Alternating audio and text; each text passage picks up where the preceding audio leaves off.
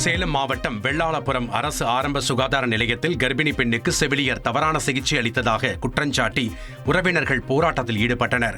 கடந்த 15 ஆண்டுகளாக ஆரம்ப சுகாதார நிலையத்தில் இதுபோன்று தவறுதலான சிகிச்சை அடிக்கடி நடைபெறுவதாகவும் மருத்துவரின்றி செவிலியர்களே பிரசவம் பார்ப்பதாகவும் அப்பகுதி மக்கள் குற்றம் சாட்டினர். தகவல் அறிந்து சம்பவ இடத்திற்கு வந்த போலீசார் உரிய நடவடிக்கை எடுப்பதாக உறுதியளித்ததை தொடர்ந்து அவர்கள் கலைந்து சென்றனர். கேஸ் வேணும்னு இங்கே படுக்க வச்சுக்கிட்டாங்க. ஆம்புலன்ஸும் எதையுமே வர சொல்லாதே படுக்க வச்சுக்கிட்டு அங்கே பார்த்தாங்க தலை வெளியே வந்துச்சுமா போக முடியாது அப்படி இப்படின்னு இதை தான் பேசினாங்க. வண்டி வர சொல்லியே சொல்லலை.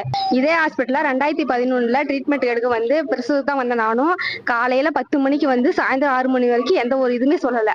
நல்லா பிறந்துரும்னு சொல்லி தான் 6 மணிக்கு மேலே அனுப்பிவிட்டாங்க. அனுப்பிவிட்டு நைட்டு 10:30 மணிக்கு ப்ரைவேட் ஹாஸ்பிட்டலில் ட்ரீட்மெண்ட் பண்ண போய் கருப்பு பையன் நஞ்சு போச்சுன்னு எடுத்துட்டாங்க.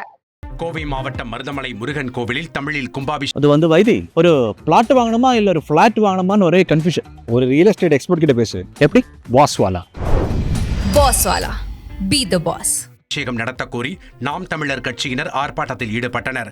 தடையை மீறி ஆர்ப்பாட்டத்தில் ஈடுபட்ட நாம் தமிழர் கட்சியினரை போலீசார் கைது செய்தனர். அப்போது நாம் தமிழர் கட்சியினர் போலீசாருடன் வாக்குவாதத்தில் ஈடுபட்டதால் சலசலப்பு ஏற்பட்டது.